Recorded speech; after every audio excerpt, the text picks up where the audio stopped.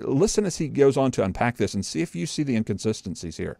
In order to make you feel absolutely desperate. Not everybody is given the privilege of realizing they can't produce their own faith. You have that privilege. That may sound strange. Yes. Yeah, it does sound strange, because what you're ultimately saying is God's withholding the grace that you need to believe in him so as to make you realize that you can't believe in him. And so this is where it gets down to the bottom line of what Calvinism is. Calvinism ultimately is, in a nutshell, is you are born unable to want God unless he wants you. And if he does want you, he will make you want him. Therefore, if you don't want him, it must be because God doesn't want you.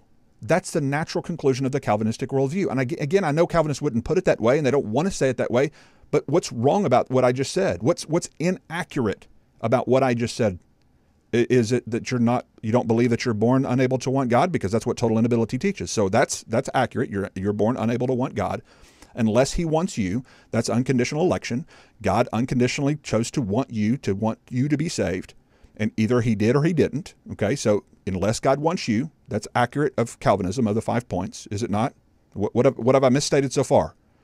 You're born unable to want God unless God wants you, unconditionally elects you, and if he does want you, he will make you want him. That's irresistible grace. Okay, so that's the 3 points: the T, the U, and the I of TULIP. Clearly stated. It may not be palatable in the way you want it described, but how is that inaccurate? How is that a misrepresentation of Calvinism? You were born unable to want God unless God wants you, and if he wants you, he will make you want him back. That's Calvinism. How do you counsel somebody who feels like they don't want God if you believe those 3 tenets are true? You do it just like John Piper is here. God is withholding the grace from you to make you desperate. Of course, he's assuming that this person's actually elect.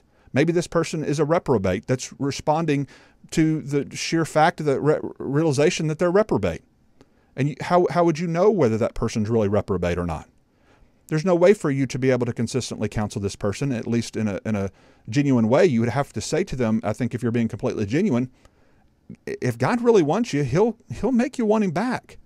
And you just got to be patient with that. And so, again, I just think this is where these kinds of teachings are just completely impractical. It is a gift.